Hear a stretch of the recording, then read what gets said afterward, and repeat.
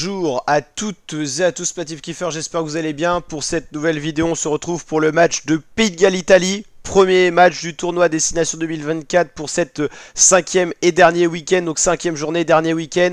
Pays de Galles-Italie, c'était le match qui concernait la dernière place. Le classement n'a pas été actualisé, donc voyez le classement avant ce match. L'Italie devant les Gallois, l'enjeu pour les Gallois, ne pas finir cuillère de bois de ce tournoi, c'est-à-dire faire 5 matchs, 5 défaites. Et pour l'Italie, peut-être faire son meilleur résultat de l'histoire du tournoi Destination. L'Italie qui n'a jamais cumulé 11 points par exemple.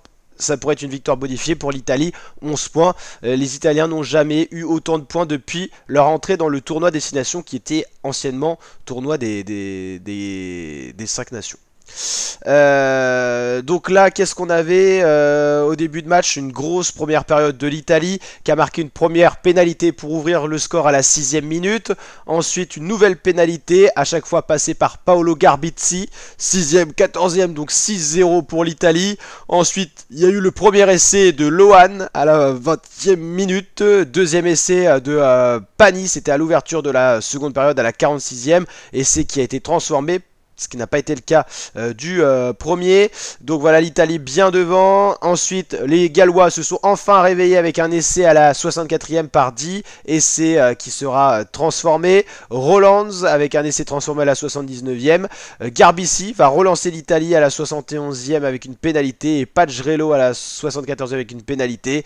Et les Gallois vont finir fort ce match avec 2 essais dans les dernières minutes. Mais ça ne suffira pas pour les Gallois qui vont s'imposer, qui vont s'incliner, pardon, face aux Italiens. Les Italiens s'imposent à l'extérieur. Très belle victoire de l'Italie, 24-21. Au final, le score ne révèle pas trop le match. Les Italiens ont totalement dominé la première période. Aucun point concédé pendant une période pour l'Italie. Ça fait très longtemps que c'est pas arrivé. Les Italiens ont totalement dominé physiquement dans les impacts et tout en première période. Ils ont déroulé.